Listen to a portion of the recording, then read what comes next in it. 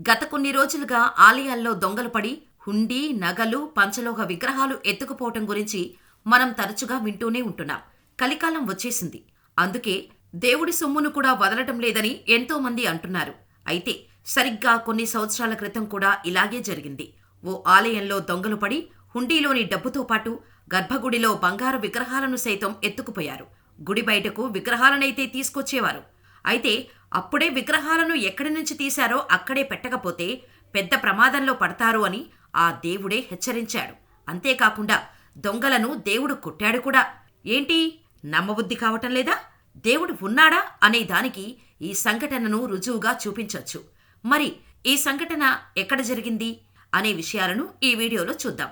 మధ్యప్రదేశ్లోని ఇండోర్ నగరానికి సమీపంలో సాత్నా అనే చిన్న గ్రామం ఉంది.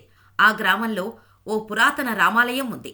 అది దాదాపు 300 ఏళ్ల పురాతన ఆలయమని చెబుతుంటారు పూజారులు. ఆ దేవాలయంలో సీతారాముల విగ్రహాలతో పాటుగా లక్ష్మణుడు, ఆంజనేయుడి విగ్రహాలు ఉండేవి. అక్కడ కోరుకున్న కోరికలు తీరుతాయన్న నమ్మకం ఉండటంతో అక్కడికి తండోపతండాలుగా భక్తులు వచ్చేవారు. ఇలా ఓసారి ఓ భక్తుడు తన కోరికలు తీరితే ఆ విగ్రహాలకు బంగారు ఆభరణాలు చేయిస్తానని మొక్కుకున్నాడు. అయితే కోరిన కోరికలు తీరటంతో బంగారు ఆభరణాలు చేయిస్తానని ఆలయ పూజారులకు చెప్పారు. అయితే గ్రామం చాలా చిన్నది. అందున గుడికి కాపలా ఎవరూ లేరు. బంగారు ఆభరణాలు ఉంచితే దొంగలు ఎత్తుకుపోయే ప్రమాదం ఉందని ఆలయ పూజారులు గ్రామ పెద్దలతో మాట్లాడారు. అప్పుడు వారంతా కలిసి దేవుడికి నగలు తయారు చేసే వ్యక్తి దగ్గరకు వెళ్లి విగ్రహాలకు పెట్టే ఆభరణాలు ఎవరూ తీయలేని విధంగా తయారు చేయాలని చెప్పారు. దీంతో ఆ బంగారు వ్యాపారి కూడా ఆలయ పూజారులు, గ్రామ పెద్దలు చెప్పినట్టే తయారు చేసి స్వయంగా విగ్రహాలకు తానే ఆభరణాలు చేశాడు. ఆలయంలో విగ్రహాలకు బంగారు ఆభరణాలు వేశారని తెలుసుకున్న ఇద్దరు దొంగలు ఆ రాత్రికి రాత్రే ఆ బంగారు ఆభరణాలు దొంగలించారని ప్లాన్ చేసుకున్నారు. బాగా అర్ధరాత్రి అయ్యే వరకు వెయిట్ చేసి ఎవరూ లేరని నిర్ధారించుకున్న తర్వాత ఆలయ తాళాలు బద్దలు కొట్టుకుని లోపలికి వెళ్లారు. తలుపు తీయగానే వారి కళ్ళు జిగేలుమన్నాయి.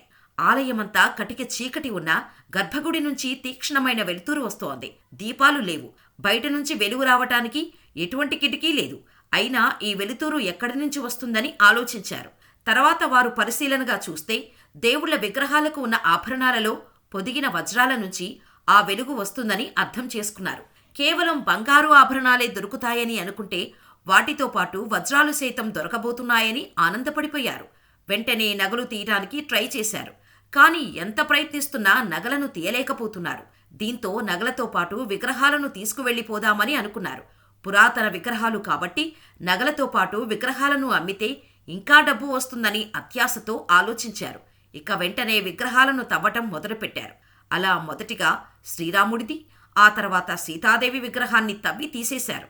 అలా హనుమాన్ విగ్రహం తవ్వటం స్టార్ట్ చేశారు. కానీ సీతారాముల విగ్రహం కంటే ఆంజనేయ స్వామి విగ్రహం కొంచెం భారీగా ఉండటం, అప్పటికే ఉదయం కావస్తుండటంతో హనుమంతుడి విగ్రహం సగం తవ్వేసి అలాగే వదిలేశారు. పక్కనే ఉన్న లక్ష్మణుడి విగ్రహాన్ని తవ్వేసి బయటకు తీసేశారు. అలా సీతారాములు లక్ష్మణుడి విగ్రహంతో గుడి నుంచి బయటకు వచ్చేశారు. ఆ 3 విగ్రహాలను తాము ఉండే చోటుకి తీసుకువెళ్లిపోయారు దొంగలు. ఇక తెల్లవారున గుడికి వెళ్లిన పూజారికి గుడి తలుపులు తెరిచి ఉండటం కనిపించింది. దీంతో కంగారుగా గర్భగుడిలోకి వెళ్తే అక్కడ సీతారాములు, లక్ష్మణుడి విగ్రహాలు కనిపించలేదు. పైగా హనుమంతుడి విగ్రహం కింద సగం తవ్వేసి ఉంది. దీంతో పూజారి గట్టిగా కేకలు పెడుతూ గుడిలో విగ్రహాలను దొంగలించారని చెప్పాడు. పురాతన ఆలయంలోని విగ్రహాలు పోవటంతో గ్రామానికి ఏదైనా కీడు జరుగుతుందేమోనని గ్రామస్తులంతా అనుకుంటుంటే పూజారి మాత్రం గర్భగుడిలోకి వెళ్లి హనుమాను విగ్రహం వైపే చూస్తూ, ఎంత పని జరిగిపోయింది హనుమా! అయినా నీ రాముల వారిని ఎత్తుకుపోతుంటే చూస్తూ ఎలా ఊరుకున్నావు? వారి అంతు చూడకుండా ఎలా వెళ్ళనిచ్చావు అని అడుగుతూ ఏడుస్తున్నాడు. నువ్వు నేను ఆ రాములోరిని పూజిస్తాం. ఇప్పుడు ఆయన లేకుండా ఈ ఆలయం మనిద్దరం ఎలా ఉండగలం? నువ్వే మన స్వామిని మళ్లీ ఇక్కడకు తీసుకురావాలని చెప్తాడు. ఒకవేళ రాములోరుని తీసుకువచ్చి ఇక్కడ మళ్లీ పునఃప్రతిష్ఠించకపోతే నేను ఇక్కడే ప్రాణాలు వదిలేస్తానని ఆ ఆంజనేయుడి విగ్రహాన్ని పట్టుకొని ఏడుస్తాడు. మరోపక్క దొంగలు భోజనం చేసి కూర్చున్నారు. ఎప్పుడూ లేనిది తిన్న వెంటనే ఈరోజు బాగా నిద్ర వస్తోందని వారిద్దరిలో ఓ దొంగ మరొక దొంగతో అన్నాడు. మనం ఓ గంటసేపు పడుకొని బయలుదేరదామని అంటాడు. ఇక మరొక దొంగ కూడా, అవును, నాకు కూడా బాగా నిద్రొస్తోంది, నువ్వన్నట్టే కొంతసేపు కునుకు తీసి బయలుదేరదాం అని అంటాడు. దీంతో అక్కడే వారిద్దరూ ఒళ్ళు తెలియకుండా నిద్రలోకి జారుకున్నారు. అయితే ఉన్నట్టుండి ఓ దొంగ నిద్రలో నుంచి లేచి నన్ను కాపాడు, నన్ను కాపాడు అంటూ గట్టిగా అరవటం మొదలుపెట్టాడు. ఈ అరుపులకు నిద్రలేచిన మరొక దొంగ ఏమైందంటూ మొదటి దొంగను సముదాయించాడు. నాకు నిద్రలో ఓ కల వచ్చింది. నన్ను ఇక్కడి నుంచి బయటకు తీసుకువెళ్ళిపో అంటూ కంగారుగా చెబుతాడు. అసలు ముందు ఏ కల వచ్చిందో చెప్పు అంటాడు మరొక దొంగ. నేను పడుకున్న కొంతసేపటికే మంచి నిద్ర పట్టేసింది. గాఢ నిద్రలో ఉండగా ఓ భారీ ఆకారంలో ఉన్న కోతి కలలోకి వచ్చింది. ఆ కోతి సడన్గా నా వీపు మీదకు దూకి ఆ కోతి కొడుతూ నా స్వామిని క్షేమంగా నా దగ్గరకు తీసుకురా, లేకపోతే నిన్ను వదలను అంటూ చెప్పిందని ఒళ్లంతా చెమటలతో కంగారుగా చెప్పాడా దొంగ. దేవుడి విగ్రహాలను దొంగలించటం వల్ల నీకు పీడకలు వచ్చి ఉంటుంది.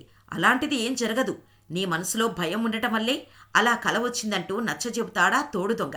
అదే అయి ఉండొచ్చునని మొదటి దొంగ అనటంతో మళ్లీ ఇద్దరు పడుకుంటారు. అయితే ఎవరైతే అది పీడకల అని చెప్పి సముదాయించాడో ఆ దొంగ కూడా పడుకున్న కొద్దిసేపటికే గట్టిగా అరుస్తూ నన్ను కాపాడు అంటూ భయంతో ఉలిక్కిపడి లేచాడు. దీంతో మొదటి దొంగ ఏమైందంటూ అడుగుతాడు.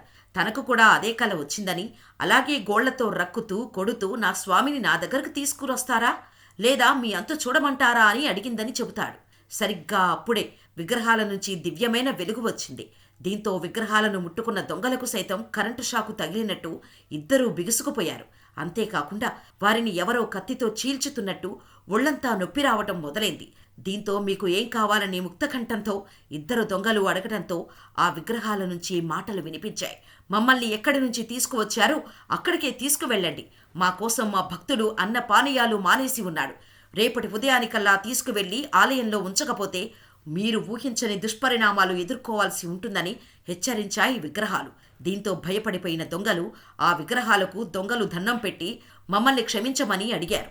నేను మిమ్మల్ని క్షమించాను, ముందు మా విగ్రహాలను ఆలయానికి తీసుకువెళ్లి పెట్టండి అని విగ్రహాల నుంచి మాటలు వినిపించాయి. అయితే గ్రామస్తులంతా అక్కడే ఉన్నారు. విగ్రహాలను తీసుకువెళ్తే గ్రామస్తులు కొట్టి చంపేస్తారు అని దొంగలు చెప్పటంతో మీకు ఏం కాదు, మిమ్మల్ని గ్రామస్తులు ఏం చేయరు, ఆలయంలో విగ్రహాలను పెట్టండి అని మళ్లీ స్వరం వినిపించింది. విచిత్రంగా విగ్రహాలను తీసుకువెళ్లిన దొంగలకి గ్రామస్తులు కనిపిస్తున్నారు కానీ దొంగలు మాత్రం ప్రజలకు కనిపించలేదు. అలా విగ్రహాలను గర్భగుడిలో పెట్టేసి దొంగలు వెళ్లిపోయారు.